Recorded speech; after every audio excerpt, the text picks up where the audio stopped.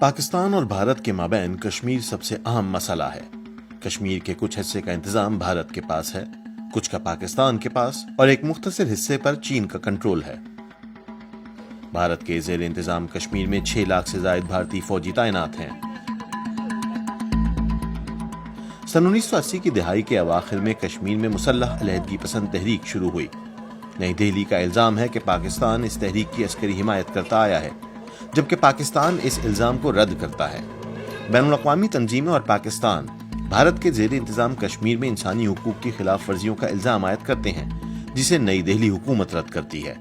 جموں و کشمیر پر بھارت کا موقف ہے کہ یہ پورا علاقہ بھارتی سرزمین کا حصہ ہے اور یہ کہ اس خطے کے خاصے بڑے حصے پر پاکستان نے غیر قانونی طور پر قبضہ کر رکھا ہے۔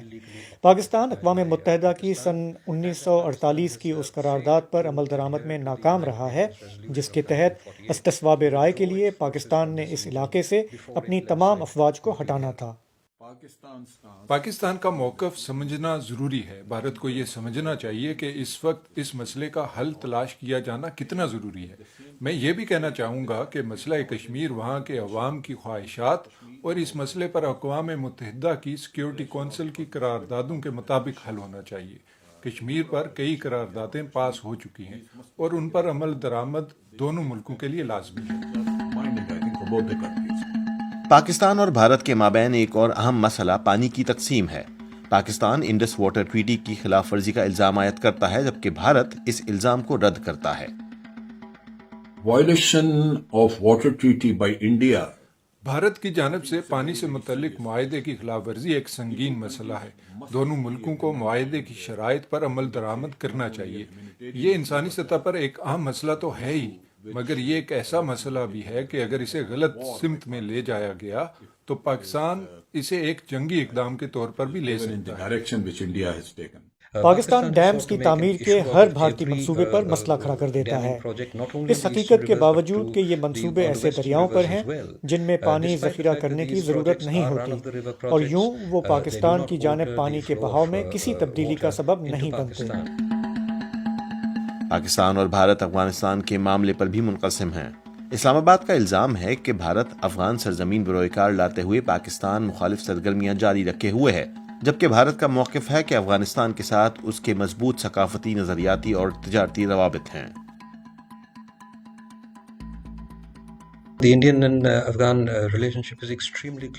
بھارت اور افغانستان کے باہمی تعلقات تاریخی اور ثقافتی پس منظر میں کافی مضبوط ہیں۔ بھارت کی ہمیشہ سے ہی افغانستان میں دلچسپی رہی ہے۔ اعلیٰ افغان قیادت کا ایک بڑا تناسب بھارت میں تعلیم حاصل کر چکا ہے اور کئی اہم افراد کو سوویت جنگ اور پھر طالبان کے دور میں بھارت میں پناہ ملی تھی، تو بھارت ہمیشہ سے ہی افغانستان اور وہاں کے عوام کی حمایت اور مدد کرتا آیا ہے۔ اقتصادی سطح پر بھی بھارت اور افغانستان پارٹنر ممالک ہیں۔ for Afghanistan from in terms of India's economy and its size. we had identified 66 ہم نے ایسے 66 ٹریننگ کیمپس کی نشاندہی کی تھی جو افغانستان میں ہیں اور اب بھی چل رہے ہیں۔ ہم نے ان کی تصاویر اور وہاں تربیت پانے والے افراد کی تفصیلات مہیا کی ہیں۔ ہم نے یہ شواہد بین الاقوامی برادری کو فراہم کیے اور پھر یہ دہشت گردی پر اقوام متحدہ کی سالانہ رپورٹ میں بھی بیان کیے گئے۔ بھارتی انٹیلیجنس نے کافی پیسہ لگاتے ہوئے تحریک طالبان پاکستان کے چھوٹے گروپوں کو متحد اور منظم کیا۔ in various places. Those were all united, put together by the Indian intelligence, and Indian intelligence had pumped in a lot of money. دفاعی و سیاسی تجزیہ کاروں کے مطابق پاک بھارت کشیدگی خطرناک شکل اختیار کر سکتی ہے۔ اس کشیدگی میں کمی کے لیے کشمیر، پانی کی تقسیم اور افغانستان جیسے معاملات پر اختلافات دور کرنا لازمی ہے، مگر یہ کس حد تک ممکن ہے، یہ آنے والا وقت ہی طے کرے گا۔ چند لوگوں کی رائے ہے کہ چونکہ اب پاکستان اور بھارت دونوں کے پاس جوہری ہتھیار ہیں، یہ دونوں ملک بڑی جنگ نہیں لڑ سکتے۔ یہ غلط تاثر ہے۔ ہم نے حالیہ برسوں میں دیکھا ہے کہ بھارت اور پاکستان ایک دوسرے کے خلاف طاقت کے استعمال سے گریز نہیں کرتے، جوہری ہتھیاروں کے ہوتے ہوئے بھی۔ یہ اس طرف اشارہ کرتا ہے کہ جوہری جنگ کے خطرے کے باوجود دونوں ممالک عسکری تصادم کے لیے تیار ہیں۔ یہ ایک پریشان کن حقیقت ہے۔ پاکستان بھارت کشیدگی پر دنیا کو فکر مند ہونا چاہیے۔